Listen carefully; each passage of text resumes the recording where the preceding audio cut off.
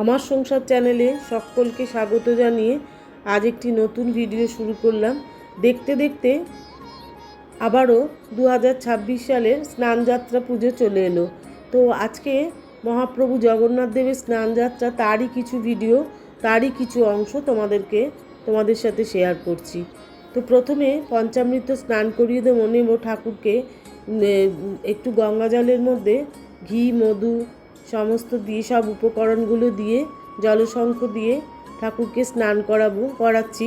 আর আজকে পুরীতে বিশাল কর্মযজ্ঞ চলছে। সেখানে মহাপ্রভুকে আজকে 108 ঘড়া জলে স্নান করানো হচ্ছে। শোনা যায়, অর্থাৎ কথিত আছে যে আজকে নাকি মহাপ্রভুর এত জল ঢেলে স্নান করার পর জ্বর এসে যায়। তো যাই হোক, এই ঘটনা মনে হয় আমাদের সকলেরই জানা আছে। তো বাড়িতে তো তা করা সম্ভব না, তাই জন্য বাড়িতে আমি কিছু জল, পঞ্চামৃত জল দিয়ে মহাপ্রভুকে স্নান করিয়ে দিলাম।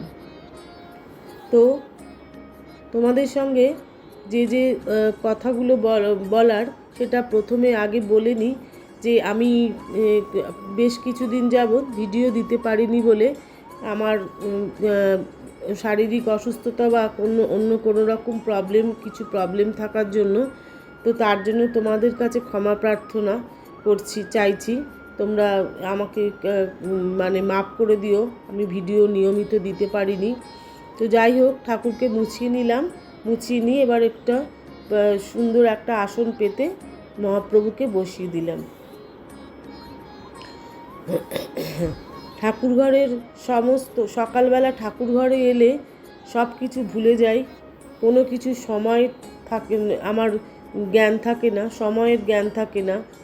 তো যাই হোক, আগে সব ঠাকুরঘর আজকে সকাল থেকেই প্রচুর পরিষ্কার করে তারপরে অন্যান্য ঠাকুরদের, আমার গোপাল সোনাদের স্নান টান করিয়ে তারপরে আমি মহাপ্রভুকে পুজো করছি, কারণ ওনাকে পুজো করতে আজকে একটু বেশি সময় লাগবে সেই কারণে। তো হলুদ চন্দন দিয়ে, অষ্টগন্ধা চন্দন দিয়ে ঠাকুরকে মাখিয়ে লেপন করে দিলাম। আর একটা ভারী সুন্দর জুঁই ফুলের মালা, ভীষণ ভালো লাগে, আমার ভীষণই প্রিয় এই জুঁই ফুলের মালা।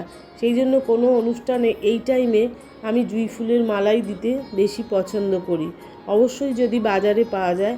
আর গাছেও দেখো কি সুন্দর, এত চমৎকার ফুল ফুটেছে আজকে যে বলার কথা নয়। গাছে কিন্তু আমি তেমন একটা ভালো যত্ন করতে পারি না জানো, কিন্তু তবুও গাছগুলো আমাকে ভালোই আনন্দ দেয়। এই গোটা গ্রীষ্মকাল বা বর্ষাকাল এসে গেছে, কিন্তু ফুল আমাকে বাইরে থেকে কিনতে হয় না। হয়তো একটু মালা ঠাকুরের জন্য সেটা কিনে আনতে হয়, কিন্তু যদি একটু সময় করে নিতে পারি তাহলে কিন্তু সেই মালাও গাঁথা হয়ে যায়। তো যাই হোক, মালা গাঁথার তো আজকে কোনো সময়ও নেই। আর আজকের আমার রান্নাঘরেও তেমন কিছু করিনি। আমি সকাল থেকে ধরতে গেলে মোটামুটি না খাওয়াই রয়েছি। তো এবার ঠাকুরকে আমি আরতি করে নিচ্ছি, প্রসাদ ভোগ নিবেদন করলাম, 5টা ফল, দই মিষ্টি দিয়ে ঠাকুরকে ভোগ নিবেদন করছি আর কর্পূর আরতি করে নিচ্ছি। আর রান্নাঘরে আজকে খুবই যৎসামান্য আয়োজন, যেটা আমাদের চটজলদি হয়ে যায়, সেই চটজলদিটাই আজকে করে নিচ্ছি।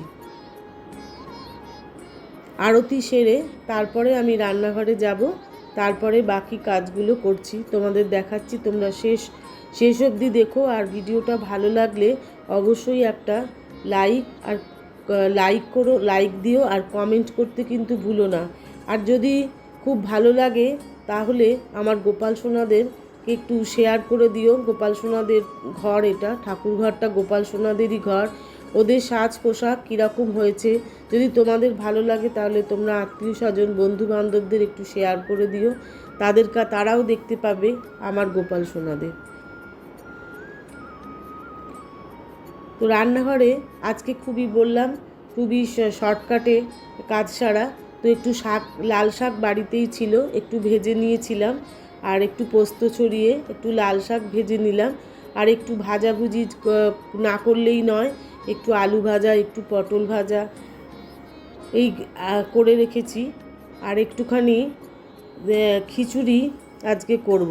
তো খিচুড়িটা চটজলদি কেমন করে করছি সেটা তোমরা দেখো, তোমাদের অবশ্যই উপকারে লাগবে। একটু সর্ষের তেল দিয়ে দিলাম কড়াইতে, তারপর আলুগুলো বেশ বড় বড় করে খিচুড়ির মতন একটু ডুমো ডুমো করে কেটে তেলটা গরম হলে আলুগুলো দিয়ে দিয়েছিলাম। সামান্য একটু জিরে ফোড়ন দিলাম, একটু হলুদের গুঁড়ো দিয়ে আর লবণ দিয়ে আলুটাকে ভালো করে ভেজে নিলাম। আর এই চালটা দেখছো, চাল আর ডাল আমি না সকালবেলা অনেক তাড়াতাড়ি আজকে ভিজিয়ে তারপরে জল ঝরিয়ে রেখেছি। খিচুড়িটা আজকে একটু অন্যভাবে করবার জন্য, এতে কিন্তু আরও ঝটপট হয়ে যায়। খিচুড়িটা সেই তেলের ওপরেই একটু জিরে আর তেজপাতা ফোড়ন দিয়ে একটু দিয়ে দিলাম, নাড়াচাড়া করে নেব, ভালো করে ভাজা ভাজা হয়ে যাবে। তার মধ্যে একটু আদা ঘষে দিলাম, দিয়ে গরম জল ফুটতে দিয়েছিলাম, সেই চাল ডাল সব সমেত আলু সব সমেত দিয়ে দিলাম। কি চটপট হয়ে গেল, তোমরা বিশ্বাস করতে পারবে না। নামাবার আগে একটু মিষ্টি দিয়েছি, আর এই যে বেড়ে ফেলছি, সব দিয়ে বেড়ে ফেললাম। আমার মেয়ে আর আমার হাজবেন্ড আজকে সবাই বলতে গেলে উপোসই রয়েছে।